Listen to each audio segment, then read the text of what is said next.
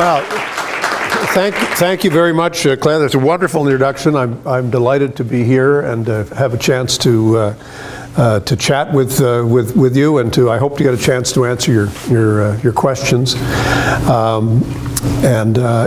It's great to be back in Western. I've spoken here on a number of occasions, and it's great to be back at this university and at this law school.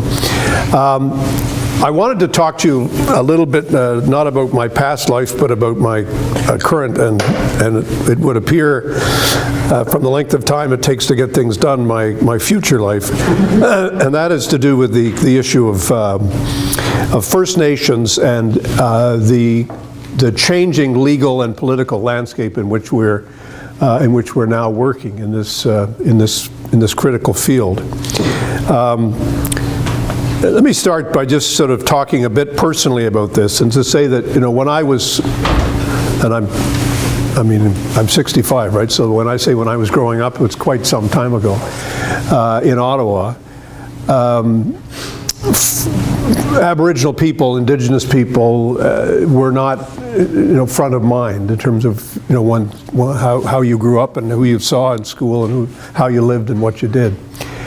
And I think that that's in part because First Nations people lived away from major urban centers, certainly in Ottawa, and we kind of lived in two separate universes and two separate worlds. And it's only as sort of my life has changed that these things have come together. I think from a broader political perspective, and we can see two big factors, I think, that are bringing these issues home and bringing these issues closer to all Canadians. The first one is the demographic revolution that has been taking place over the last half century. In the census, I'm not used to speaking to such a crowded room, so it's a nice feeling, I have to tell you. The census data between 2006 and 2011 showed that the Aboriginal population grew by 20%, and is now self-identified up over close to 1.5 million people in Canada. And probably the real number is significantly higher than that, depending on one's definition of an Aboriginal person. This demographic revolution has been matched by a significant movement of people into large urban centers. It was first documented by the Royal Commission on Aboriginal People, or known as RCAP, which came out in the early 90s. But we're seeing it more and more today, and so that western cities and large northern cities in Canada have very significant Aboriginal populations, and that population is growing all the time and at a very fast rate. On reserves today, if in the far north where I'm working now, more than half the population is under the age of 25. So you have a very, very young demographic. It's the complete opposite of the rest of the country, as many of you know. The second thing that's happening is that the great movement of the resource companies to develop is extending further and further west and further north. And as that happens, they are coming directly into contact with the traditional territory of the First Nations. This is not the first time this has happened. In fact, it's part of the history, it's the entire history of the country. When European settlers came here, there were already people living here who had lived here for thousands of years. The legal doctrine of the time in the Western world was that the Americas were known as terra nullius, basically no man's land.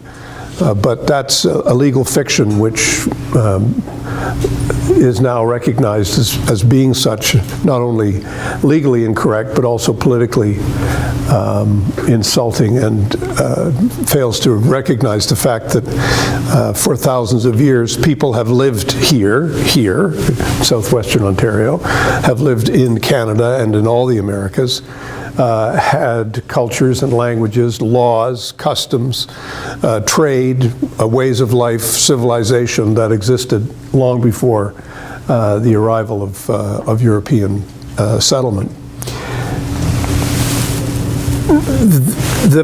That first contact and the relationships over the last several hundred years have not always been happy or easy.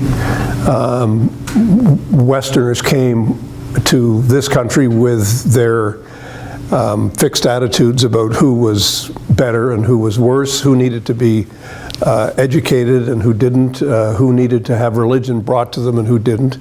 And the relationships have been deeply troubled. Disease, pestilence, almost wiped out Aboriginal population. Some cases, for example, the province of Newfoundland, the Beothuk population was completely wiped out. By the middle of the 19th century, there were no original inhabitants of Newfoundland living on the island. And the challenge that we face and have faced for the last while has been to really try to understand the nature of the relationship, and also to see how we can go forward in a way that is going to be more productive and more beneficial for everyone concerned. I think we've come to terms as a country with the damage that's been caused by the relationship, with the harm that's been done, as well as by the tremendous misunderstanding that exists between First Nations people and between governments and the broader Canadian population. I'm not going to take too long to do it, but not going to give you a whole history or synopsis of the nature of the relationship, of the challenge. But I think it's important to stress one thing above all, and that is that there's a deep difference in the narrative between the two communities, if you like. There's a deep contrast in how that relationship is understood, both legally and politically, as well as culturally, by First Nations, as opposed to how it is understood and appreciated by governments and by the Crown. And I think if we're going to get anywhere in understanding where we have to go from here, we have to understand the nature of that difference, how we've tried at moments to reconcile those differences, but how we, in my view, have not yet really been successful in creating a narrative that we can both point to and say, yeah, that's how it is, that recognizes where we are. From the perspective of the First Nations, treaties or agreements that have been signed were agreements that were based on a government-to-government relationship, agreements between two peoples who were equal, and between two peoples, one of whom had lived there before, and other whom had now arrived, in which the relationship was one of respect and was one of sharing. From the perspective of the Crown, whether it's the French Crown or the British Crown or the Canadian Crown as it is today, the perspective is quite different. The perspective is essentially that of conquest. We have arrived, this is our place, this is our flag, we are in charge. We bring with us a superior legal system, a superior language, and a superior religion. And you are now our subject. And so the first contrast is in terms of that understanding. The most recent misunderstanding, if you like, not most recent, but certainly one that we need to focus on in Ontario, is one of the treaties that were signed after 1867, after Confederation, after the Indian Act was passed in 1876, which defined who was an Indian, where could they live, what could they do. The government also signed treaties. And from a non-Aboriginal perspective, from a government perspective, the treaties were signed in order to limit the power and capacity of First Nations. They were signed in order to say, this is where you live, and this is the land that we control. This is your reserve land, this is our crown land. And on this crown land, we have complete sovereignty, and you have no rights and no title. And we have all the rights and title. And from an Aboriginal perspective, they would say, well, that's incomprehensible to us, because why would we have given up everything that we had before in order to live on a tiny little place and get virtually no money, a few bucks a year, and whatever care and feeding you care to give us, in exchange for all of our land? Why would we do that?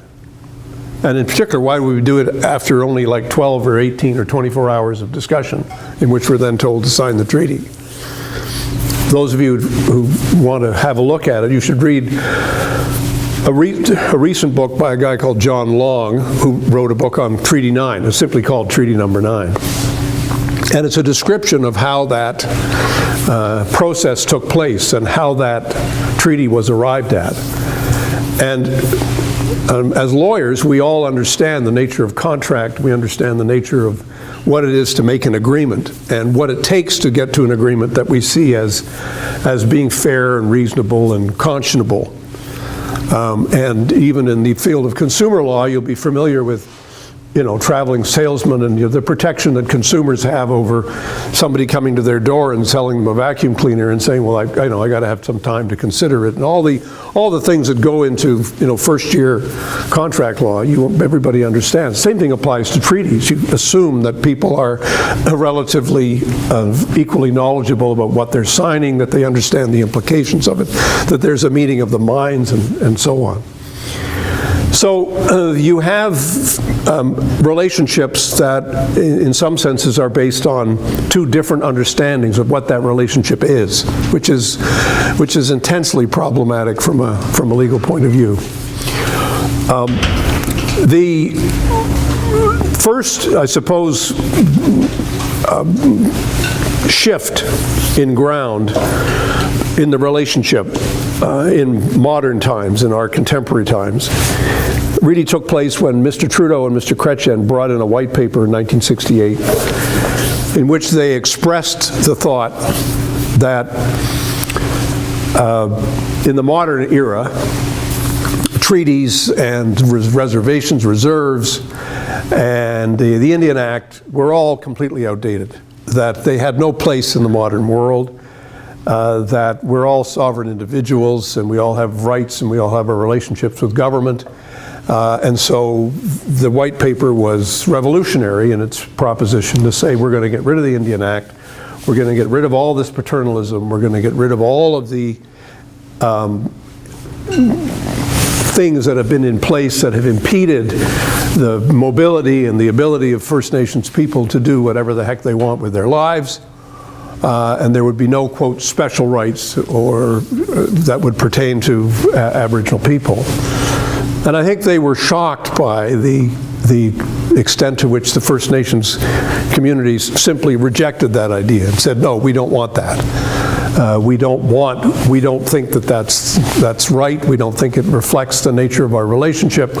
We don't think it reflects the fact that, in fact, there are treaties and there are relationships, and they are one collectivity to another, connecting and relating to each other, and signing formal documentation which establishes that relationship. And the second, almost simultaneous event that I think is worth pointing out is the case that had worked its way slowly through the court system and had reached the Supreme Court in 1974 and is known as the Calder Case, in which the Supreme Court of Canada surprised again, Mr. Trudeau and the federal government by saying, you know what, if you don't have a treaty that extinguishes title, there is something there that predates European settlement. And if you think that there are no rights prior to, no title prior to the arrival of Westerners, you're wrong. Now, the Calder case was not a total victory. I mean, the other things had to happen. Other things were not recognized by the court. But for the point of what I think has created, in a sense, a modern dynamic, which we're now living with. One was the rejection, clearly, by First Nations people of the notion that we're just going to erase everything. Second was the Calder case. The third was, of course, the patriation process, in which the First Nations people insisted that if there was going to be patriation, there had to be a patriation which recognized and affirmed whatever rights they had. And speaking personally, because again, I've been around for a while, I happened to be a member of Parliament at the time of patriation. And it so happened that the Liberal government of the day needed the support of the New Democratic Party, of which I was then a member, to get Parliament to endorse the patriation package. They wanted a broader group of level of support in Parliament, and so we,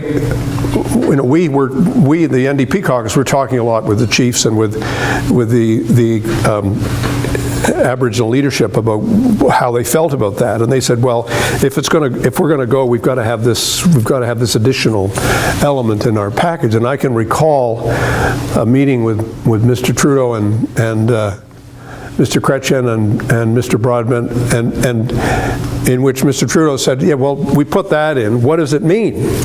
Like, what are the existing rights? If we have firm existing rights, what are those rights? And I don't know if you know how Mr. Trudeau used to be. He said, Mr. Ray, what do you think those rights are? And I'm sitting there like, oh, I don't know. The way sometimes with the back row of a law school class, saying, well, sir, I don't know. But the point was, and this is really the critical point, was the Parliament decided that we had to say that we were not doing anything, was taking anything away from whatever it was that existed. And because of the ongoing legal challenges, nobody was quite certain what that meant. But Section 35(2), together with the recognition in Section 27 of the Royal Proclamation of 1763, began a transformation of our jurisprudence by the court itself, which continued on from Calder, but was given extra boost by what Parliament did. And just as Parliament, I would say, parenthetically, didn't know what the consequences of bringing in an entrenched Charter of Rights and Freedoms would be, we didn't. We also didn't know what the consequences would be of affirming existing Aboriginal and treaty rights in Section 35(2). But what we do know is that it's had a transformative effect. Transformative because over time the court has established that in certain situations there's a fiduciary obligation on the part of the Crown that can't and shouldn't be broken. In every situation there is the doctrine known as the honor of the Crown, which the court has just reaffirmed in the decision on the question of the Manitoba Métis. That there is an ongoing obligation on the part of the Crown to consult and to accommodate communities where there could be an infringement of their rights and title as a result of activity. Now, from the point of view of the mining situation, let's come back to Ontario and let's recognize the challenge that we face here.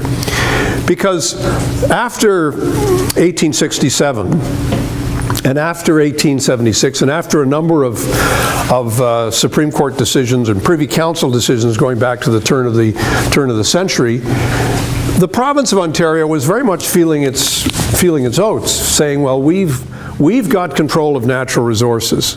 They are ours. And Ontario was absolutely insistent with the federal government that 1905 Treaty 9 be signed because they wanted to allow even more development to take place and wanted to have complete control and jurisdiction over those developments. Now, there's lots of historical records of First Nations communities coming to Queen's Park and saying, you know, what about us? And Queen's Park saying, you got a problem, go to the federal government. We've got our responsibilities for Crown land, we've got our responsibility for natural resources, we've got our responsibility for all of that. It's in the Constitution, it's protected, and we're moving on. And you're not our responsibility. And that was the old doctrine of the province. As it was the old doctrine of the province of Manitoba, the province of Alberta, the province of Saskatchewan, etc. But where are we today? And that's really what I want to come down to sort of try to give you the background of some of the misunderstandings, if you like, the different narratives that are at play, and say, where are we now in this issue of mining and other development in the far north of the province? I suppose if I was more modern, I'd have a big map or something. I'd have a, slideshow for you to show you. With the Ring of Fire, imagine north of Lake Superior. You go due north to Hudson's Bay and James Bay, and in between is the Ring of Fire, the area known as Mattawa, the Mattawa region. And there are 49 First Nations that are in Treaty 9. There are over 20 fly-in communities that exist between Moosonee and Fort Severn on the far north coast, the furthest northern community in the province of Ontario, Fort Severn, which is on Hudson's Bay right near the Manitoba border.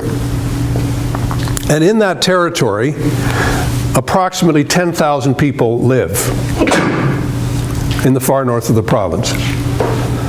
And that population in Mattawa is almost entirely Aboriginal. There are a few residents who are not, but the vast majority of the residents are First Nations people, and they live in communities. And there are vast river systems that have never been crossed by hydro wires, that have never been crossed by a road in the summer. They're crossed by roads in the wintertime, but that's a different story. And where there has not been development, with a couple of exceptions, but really broadly speaking, there's not been any extensive industrial or mining or forestry development. But it's coming. And a few years ago, a few companies found one of the most extensive discoveries of new mining potential in an area known as the Ring of Fire, which is due north of the town of Nakina, 300 kilometers due north of the town of Nakina, just south of a First Nations community of Webequie. So this potential development will transform this part of northern Ontario. Some geologists say that it's the biggest mineral discovery since the Sudbury Basin at the end of the 19th century. And at the time, the Sudbury Basin was also in the middle of First Nations territory and was also relatively unexplored. But of course now it's a major urban center. So the question is, how is the development in this part of the world, in the Ring of Fire, how is it going to be any different from what happened before? Or is it going to be any different from what happened before? And an interesting sort of paper would be to have a look at what people thought the law was in 1905 or 1910 when the Sudbury Basin was being developed, and what people think the law is today, and why the provincial government is taking a different approach today than what was taken back at that time in that era. The Mattawa chiefs formed a regional council about 20 years ago. And that regional council has brought the chiefs together, and they've been talking about issues that they share, community concerns, been presenting briefs to the province, presenting briefs to the federal government, trying to get more understanding of the condition of the fly-in communities and the kind of challenges that they're facing. And when the Ring of Fire discovery was made known to everybody, at that point the Mattawa chief said, wait a minute, we got to look at this differently, and insisted that the federal and provincial governments needed to engage with them in a different way. And that didn't really happen. And so there were legal challenges, and there was people going to court. There were some challenges to the federal EA process, which was the federal government decided it would be scoped, and it would be paper-driven, and it would not be broad. And the First Nations communities challenged that. And they wrote the new Premier, Premier Wynne, about a year ago, and said, look, we've got to have a process here that allows us to talk about what's going on, allows us to engage with you on this process. And Premier Wynne agreed, and I was asked by the First Nations to be their negotiator, and Mr. Yakabuchi was asked by the government to be their negotiator. To say to you law students, one of the ironies is that Mr. Yakabuchi was my law professor when I was a student back in 1974. So he doesn't take me entirely seriously all the time, because he knows what marks I got in second-year law school. But we've been working with our clients, and we've been working with each other to try to get to an agreement that will then frame the discussion going forward. So we're trying to say, can we set some tables and some topics and some parameters for the discussion that the parties will then be able to move forward on. And we're based on conversations as recently as I want to assure you, my hands-free phone on the way here, I can tell you that we're extremely close to being able to say we think we have a framework agreement that has got the support of the parties involved. It's very complicated. Getting this done has taken time and a lot of effort, partly because it's difficult for government to try to come to grips with how the world is changing around it, and it's difficult for the First Nations to do the same. To have 9 First Nations agree on an approach like this is taking a lot of time and effort, a lot of give and take. And getting government to kind of make the leap to say, well, okay, we'll try this process. And of course it has implications for those who want to engage economically in the region, because they want to make sure there's some certainty with respect to how they're going to be able to proceed and how they'll be able to go forward. This is not hugely novel in Canada, but it is novel in Ontario. And it's brought to light, made me much more aware of the fact that there's a difference between how the law and how practice has evolved in the provinces which have numbered treaties, in contrast to how things have evolved in British Columbia, in Yukon, in Northwest Territories, in Nunavut, in Quebec, and in Labrador over the last 20 years. Because actually, going back the other way, east to west, in Labrador, the Innu and the Inuit have signed very extensive agreements with the government of Newfoundland and Labrador, and with the federal government, and with companies, with respect to the developments not only at Voisey's Bay, but also the developments in the hydro. And those developments have given extensive power and rights to the First Nations and extensive economic participation that really have changed things. Similarly, in Quebec, you can see the same transformation happening with the James Bay Cree agreements, not just one, but now 3 agreements that have been negotiated over the last 20 years. But what's interesting is that, and similarly Northwest Territories just negotiated a revenue sharing agreement with the First Nations. Nunavut, a large mining development on Baffin Island, which was finally approved, again with much economic participation being granted to the First Nations. It's interesting to see those things taking effect, but in the provinces where there's numbered treaties, the old structures have been very, very reluctant to move. The Crown has had a heck of a time accepting the notion that their purview is going to be changed. And they're not going to have the same kind of unilateral control that they've always had, that they're going to have to somehow share in the power and responsibility of how development decisions will be made, how environmental decisions will be made, and how revenue will be shared. And this is proving a real challenge. You may have noticed that when Premier Wynne indicated that she was prepared to discuss revenue sharing, Premier Wall from Saskatchewan said, never. We will never discuss revenue sharing with First Nations.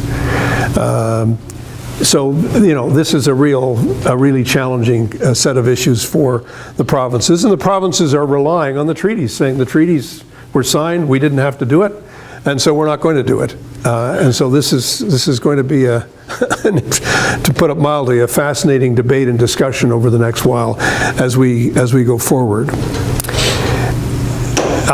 Speaking in this hall, in this relative affluence of London, at this university, I don't know how many of you have visited or been to or come from a fly-in community, but I can tell you it's completely different from the world in which we live in southern Ontario. Communities of somewhere between 200 and 600 or 700 people, many of which don't have clean water, running water, all have boil water advisories where there's certainly no paved roads. There are no roads out of the community except in the wintertime. Food costs are 4, 5, 6, 7 times what they are in the south. Housing is poor, education is not great. Living conditions are bad, and there are many deeply traumatic situations that arise, high rates of suicide, high rates of real social problems of many kinds. And communities that are seriously and severely challenged by the circumstances that they face. And this is in the absence of any development whatsoever. If there is significant development that is not sort of managed and which there is no right to participate, there is every probability that this development would happen without assisting in any way, shape, or form the communities that are in this state of poverty and this state of underdevelopment. So the challenge that we face is, can we harness this development in a way that will help to transform the communities that are affected by what is potentially going to take place? And can we imagine a different political and legal universe in which we learn how to share power and learn how to share the possibility of responsibility? That is something which is going to require a lot of change on the part of government, on the part of First Nations, and on the part of companies that are engaging. What's intriguing to me is that change is already underfoot. The mining companies and the resource companies themselves are global in nature. They are doing business in many different parts of the world. And what's important for us to understand is that we are not alone in how the challenges that we face as a country, and the challenges in particular that indigenous populations face, because mining takes place by its very nature in the more remote and rural parts of the world, and inevitably it connects to people who've been there for thousands of years and have their own sense of their position and rights and title, which may be very different from that of their own government. So whether you're mining in Peru or Colombia, whether you're mining in Philippines or in South Asia, you're facing the similar situation. And the more sophisticated mining companies understand this. The United Nations is developing standards for corporate social responsibility, which are having to be addressed by companies. And they are not thrilled about it all the time, but they understand this is the way the world is unfolding. And same thing is true with respect to the issue of the Declaration of the Rights of Indigenous People, which Canada has now become a party to, which requires prior and informed consent before any development can take place. That's not yet been fully embraced in Canadian law, but it's still very much a part of our international framework that we have to live with and work with. So all of these things point to change. And point to the beginning of a transformation. And the real question is, are we up to it? And are we capable of imagining this kind of change taking hold and having a real effect on the behavior of governments, on First Nations, and on the private sector? And I think that's where I'll leave it. I'm happy to answer any questions. It's an exciting time. It will be a very exciting time for you to practice. It'll be an exciting time to be involved in the resource industries of the world, because these are industries that are undergoing tremendous change. And whether you decide to do it on behalf of governments or companies or on behalf of Indigenous people, it is going to be a fascinating and challenging time for everyone, but certainly one in which you will have quite a wonderful future. So thank you very much for the opportunity to speak to you, and I'm happy to answer any questions that you may have. Thank you.